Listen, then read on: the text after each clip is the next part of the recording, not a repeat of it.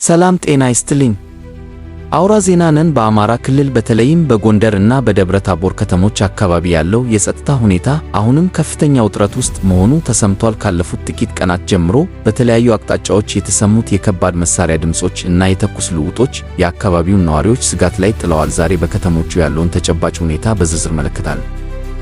ከደብረ ታቦር አካባቢ የሚወጡ መረጃዎች እንደሚያመለክቱት በከተማዋ አቅራቢያ በሚገኙ የገጠር ቀበሌዎች በመንግስት የጸጥታ ኃይሎች እና በፋኖ ታጣቂዎች መካከል ግጭቶች ተከስተዋል። ይህም በከተማዋ የንግድ እንቅስቃሴ ላይ ተጽዕኖ ማሳደሩ ተገልጿል። ነዋሪዎች እንደሚናገሩት አልፎ አልፎ የሚሰሙት የተኩስ ድምጾች በሰላማዊ ሰዎች የዕለት ተዕለት እንቅስቃሴ ላይ ያስከፍራል።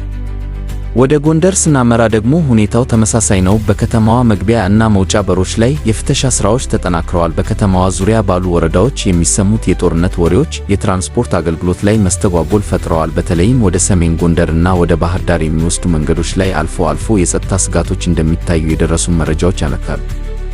በእነዚህ አካባቢዎች ያለው አለመረጋጋት በነዋሪዎች ላይ ከፍተኛ ኢኮኖሚያዊ እና ስነልቦናዊ ጫና እያሳደረ ይገኛል። የሸቀጦች ዋጋ መጨመር እና የመሰረታዊ አገልግሎቶች መቆራረጥ ሌላው አሳሳቢ ጉዳይ ሆኗል። ወገኖቻችን በሰላም ወጥተው እንዲገቡ፣ ሰላም በአካባቢው እንዲሰፍን የሁላችን ምኞት ነው። አውራ ዜና የአካባቢውን ሁኔታ በትኩረት እየተከታተለች መረጃዎችን የምታደርስ ሲሆን እናንተም በአካባቢው የምትገኙ ቤተሰቦቻችን ያላችሁን መረጃ በኮሜንት አጋሩን። ለሰላም ቅድሚያ እንስጥ። ቪዲዮውን ሼር በማድረግ ሌላውም እንዲያውቀው አድርጉ። አመሰግናለሁ።